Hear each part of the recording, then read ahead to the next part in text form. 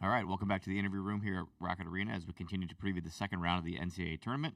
We're pleased to be rejoined by student athletes from the St. Mary's Gaels, who will take on Alabama on Sunday at 6:10 p.m.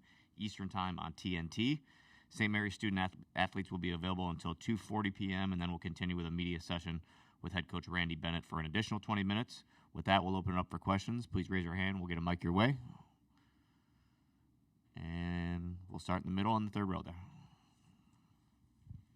Hi, Ron Krajcik from the San Francisco Chronicle. Augustus, I'm curious how much you've watched Mark Sears, what you think of his game, and sort of how that matchup might unfold tomorrow. Yeah, I mean, I've seen him on TV a couple times just watching college basketball. Today we did some film. Obviously he's a good player, plays with a lot of pace, tries to get to the basket, choose deep threes. I mean, yeah, he's gonna be key cover, and I mean, he's a good player, so I'm excited for that matchup. I'm ready to compete, and I'm excited to play against a good player. Additional questions for these guys, please raise your hand. Okay, we've got two on the right side here. We'll start on the end of the second row. Hi, guys. Will Graves, Associated Press. The defensive style that you guys play, sometimes it can be hard to get players that are talented offensive players to buy into that. How did you guys sort of become this sort of not grinded out, but sort of determined and sort of disciplined defensive group? Let's have Mitchell and Luke take that one. I think part of it's just getting the right personnel, getting guys who can sit in the stance for 30 seconds every time down the floor. And a lot of it's just the detail we put into our scouts. Like, we know our jobs completely and know what we're supposed to do in every situation. And then having continuity also, I feel like, is really big. Guys that have been in the program for 4 or 5 years, like all of us, it just gets drilled into you day after day. And we've had consistency through our staff and consistency through our players that has allowed us to just build our habits up to where they're at a really high level. Luke? Yeah, I think the part about trying to get offensive players to buy into that, I think sometimes that's the only way you can get on the floor on this team. That's what we value. So I think for me, I saw it as I need to play defense to get on this floor. I need to play hard. So that's what we value, and that's what he continues to enforce, and all of our coaches continue to enforce. So that's what we're focusing on in practice more, in film, and walkthroughs. So it's our main priority. First row here, middle. Travis Nelson, Willoughby News Herald. This is for all three of you guys. Obviously, I'm sure you know how fast Alabama likes to play. What do you think are the keys to not let this game get speed up and play how you guys want to play, and so you can dictate the pace? We'll go down the line. Start with you, Augustus. Yeah, I mean, first thing is taking care of the ball. I think that's the biggest key, because even the game against Vanderbilt, in the first half, most of their points were either just a fast break layups or fouls or something in transition. So taking care of the ball would be the main key. And then just, knowing personnel and just not letting their shooters shoot the ball, and just, playing the tendencies. But the most important thing is to not let them push the ball fast after a make, after a miss, get back on defense. As we say, building the walls, not letting just them play one-on-one in transition, bring the help, and taking care of the ball. So these would be the main things. Mitchell? Yeah, I'd say watching them on film, it's really impressive how relentlessly their guards are kind of attacking. And Sears just keeps on coming, and Phylon just keeps on coming and on balls. So it's really about just doing the job over and over again and on balls, and helping where you can't help, because you kind of need to take out the roll on those lob threats.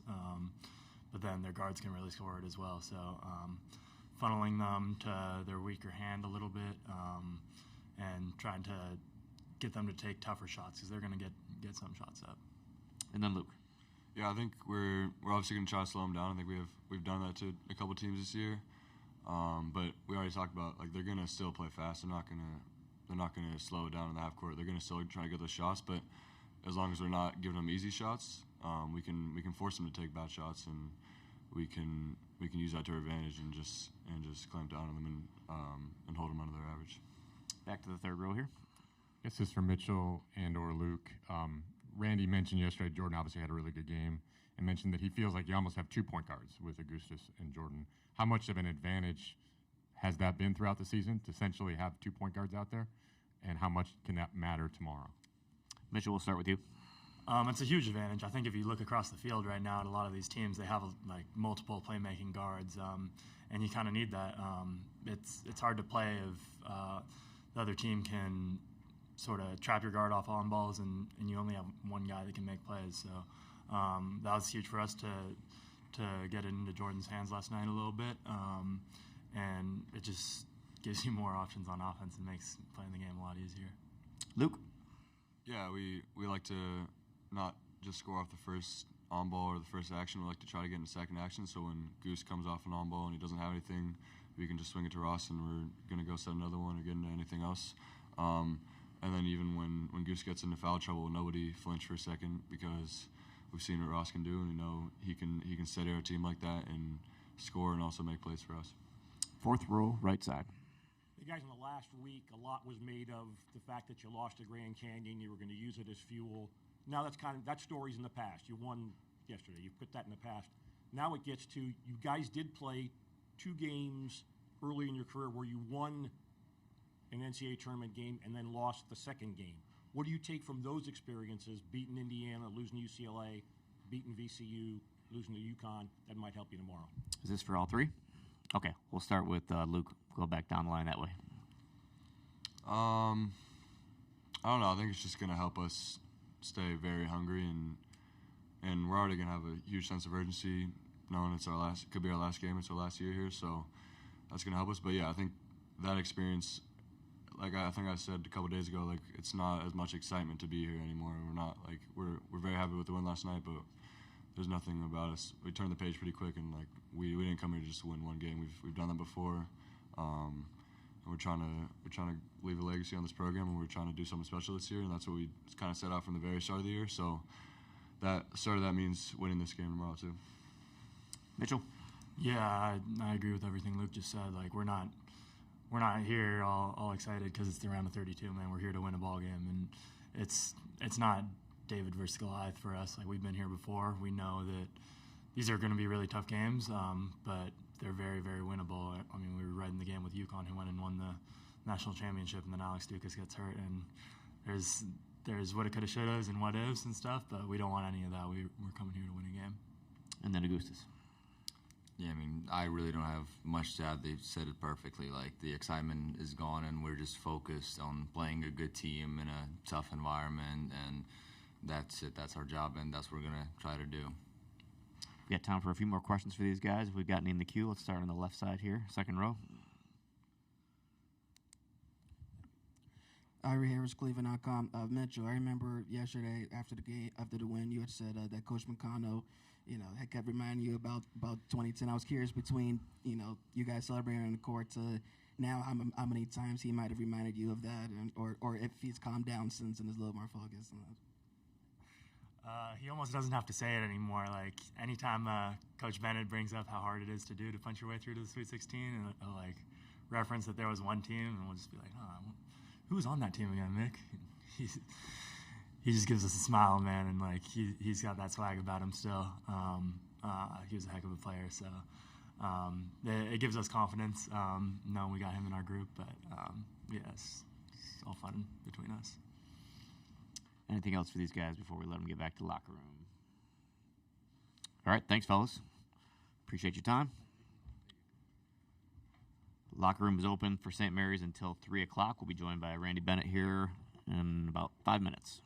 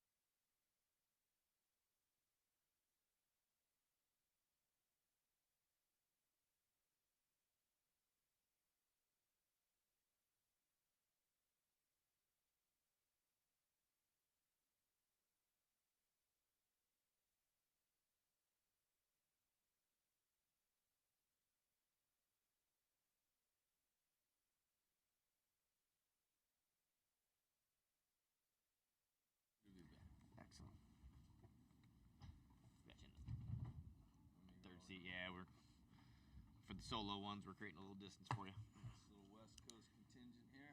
I like to see it. Absolutely.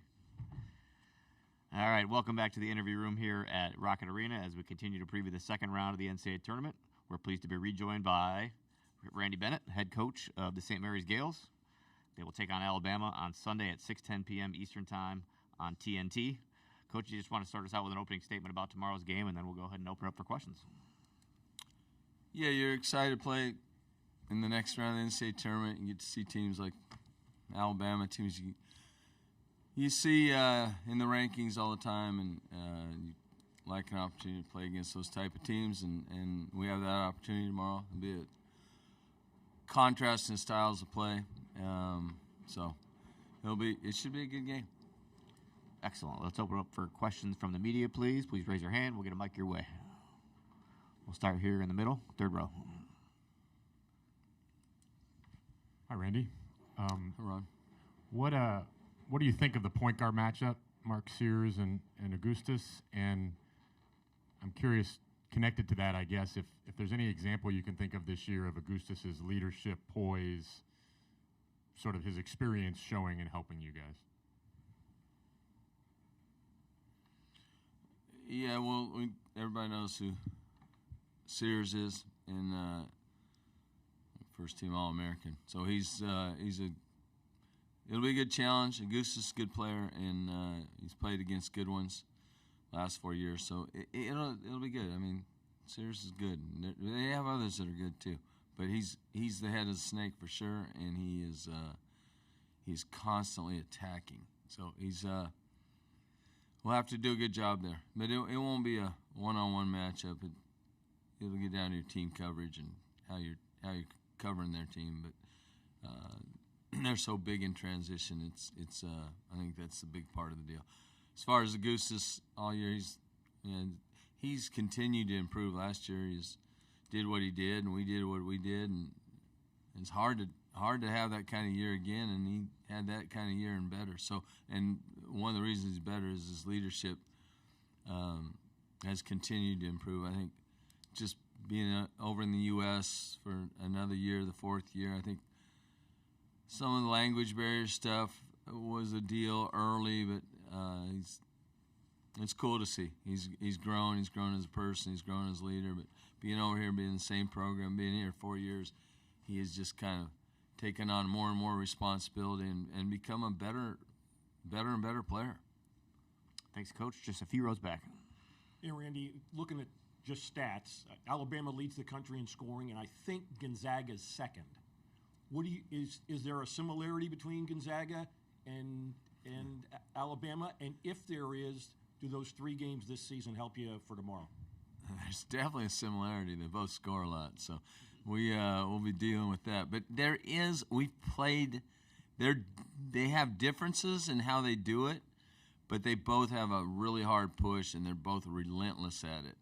And Alabama shoots more threes, and Gonzaga puts it inside more. And but they both have really good point guards. So yeah, it's we've seen this style play. Santa Clara is that too. They play that way a little more now, and Santa Clara is even more threes. They hit 12 threes a game. I think Alabama hits 10. I think Gonzaga hits about 8. So but all 3 of them are really a hard push, hard transition, and they'll look for threes all the time. But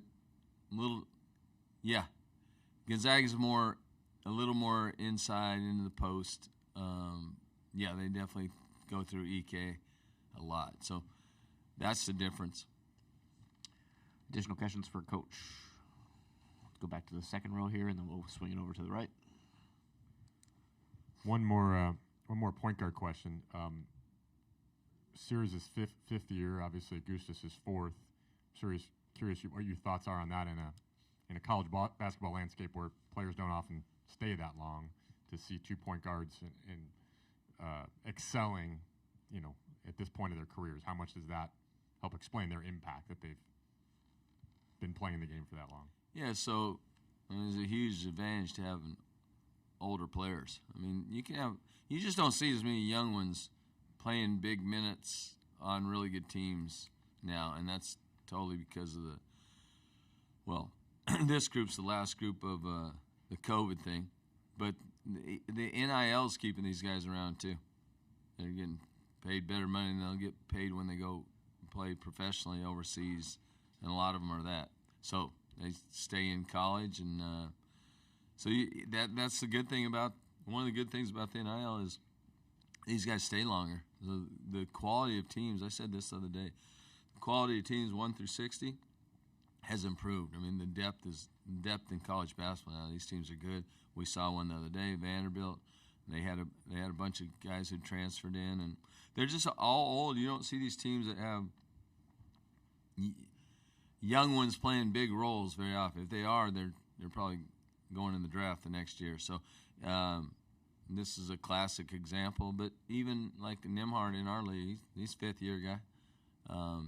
These fifth-year guys that keep playing, and they played all the way up, like Augustus has played all the way up. They get good because they get so many reps playing against really good competition. So I think you're going to see it more and more as long as this NIL stays around.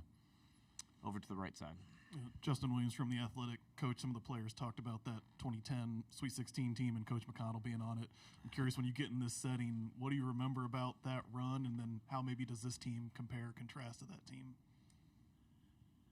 Well, we didn't see it coming with that team. We showed up and we played Richmond in the first round, and that was a game like last night, a pretty 50-50 game. And then we played Villanova in the next round, and we had a little chip on our shoulders, but we played well. We didn't look like we were that good a team, but we were a good team. And we didn't play that many guys, but the guys who played were good, and they fit together. The pieces fit well. So it just kind of happened. So this team, we have a chance for that to happen this year. We've been in this position, 3 out of the last 4 years to get to the next round. It's hard to punch through, and that's what we're trying to do. But we kind of want to, like Saxon said, forget about Mick and those guys.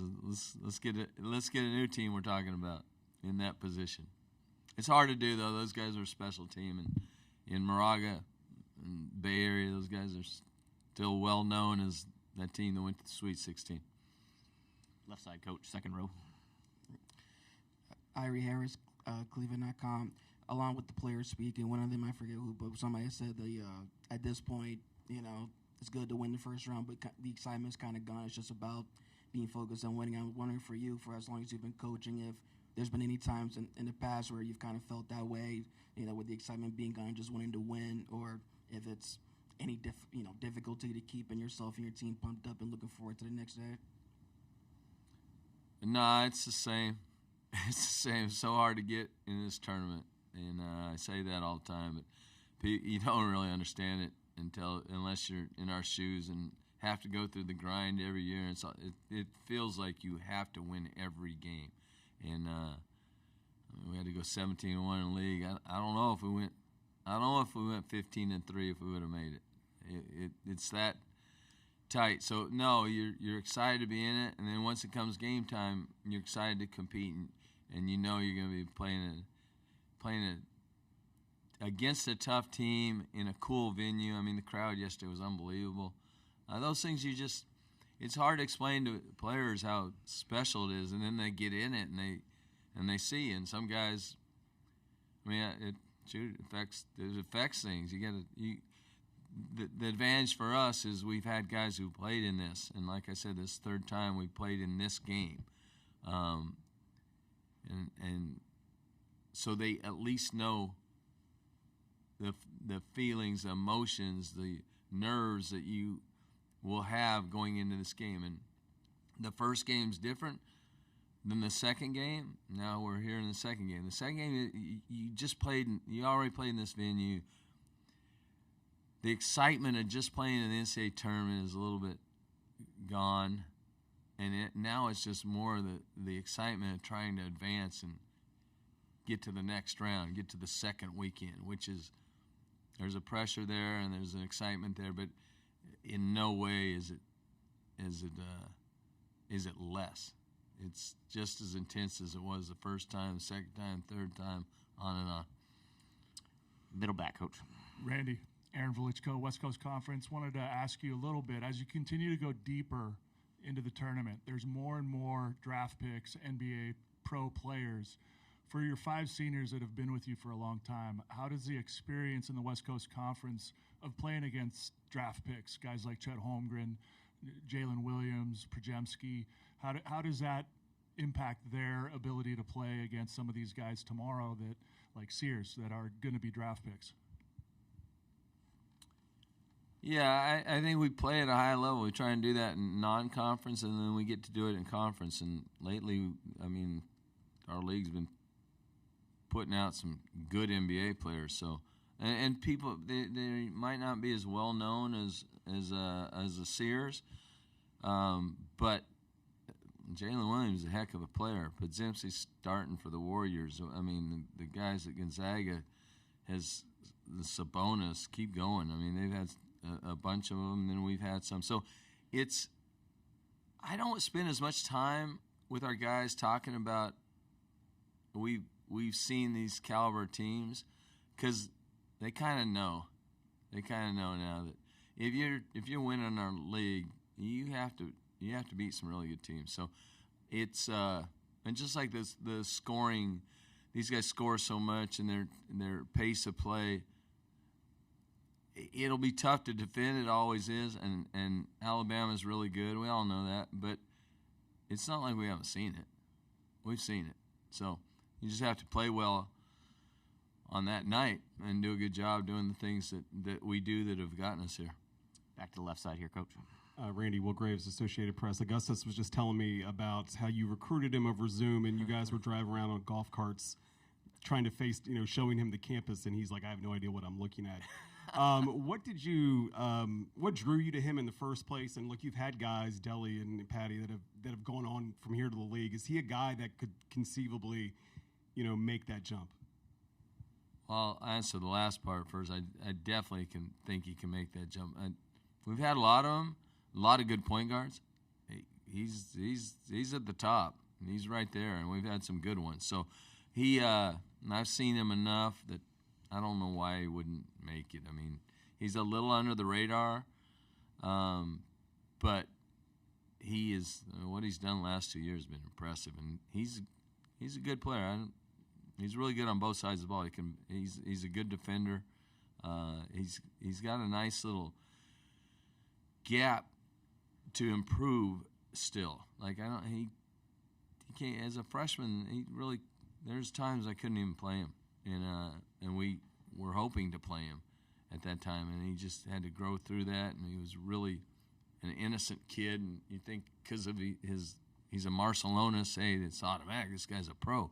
Well, it wasn't like that, and he had to learn how to bring it every night. He had to learn how to practice every day hard. He had to learn how to work harder, develop his skills, and so he has, and now he's getting to the things you have to do as you become a really good player and lead and run the team and be cerebral and be a coach on the floor. And I alluded to it earlier, language barrier was a little bit of an issue early just because this isn't his country. He's got to communicate with mostly Americans, Australians, and he wasn't comfortable doing that yet. He hadn't lived over here. He wasn't one of those guys. He lived in Lithuania his whole life, and spoke Lithuanian. He could speak English and pretty good, but he had to get better there. So he's had to do all those things. I think he's a pro. And what was the first part of it? Oh, yeah. So I knew his dad. Random thing when I got the job at St. Mary's. A friend of the, I don't know, he knew about St. Mary's, a local guy, knew Sarunas well, because Sarunas played at Golden State and lived there and for a while before he moved back to Lithuania. So one day he said, hey, I want you to meet Sarunas, and we went to breakfast. And so I met him. And then Sarunas wanted me to come over and visit he had a basketball academy there that he ran. And so I went over there and visited for a couple days. I got to know him a little bit. And then when he picked me up at the airport, he had this little 1-year-old sitting on the little middle part in the car, and he's buzzing around when he picked me up. And that was Augustus. I didn't know. So I'm like, this is crazy. This guy doesn't even have a seatbelt on. And he's whipping around these streets. And anyhow, so I stayed in touch with Sarunas with no plan of anything, just a friend. He's a great guy. And then I was reading some scouting report at breakfast one day. I remember where I was, and there's this guy named Augustus Marcellonis on this 16-year-old or 17-year-old scouting report. I was like, that's got to be the kid. And so I called and found out. I said, that's him. And I had no idea his player. And I called Sarunas. I said, hey, if your kid wants to come to college, we'd love to recruit him. And that's exactly how the connection was. And then he didn't know if he's coming over or not. Then when he got to the point where he had to make a decision, he decided he was. I think his dad wanted him to, and he wanted to. But it wasn't like he grew up, man, I can't wait to play U.S. basketball. He's very proud of where he's playing, and he's big in the Lithuanian basketball community, the U17s, U19s. He's in all that stuff. And so he came over, he liked it. We were riding around in a golf cart, and he had no idea about anything about our school. It was kind of funny. Anyhow, but he was coming to St. Mary's, and went from there. But like I said, he's pretty naive. He's just an innocent kid, and he's had to go through the things every 18-year-old in the United States would have to go through, only they didn't grow up here. So that's what he's done, and he's just a heck of a nice kid. What? He wears a seatbelt now. You're pretty sure. Yeah. He figured out that seatbelt thing. I don't know if his dad does, but he does. What a tremendous story. Anything else for Coach? We appreciate it. See you tomorrow. Thank you.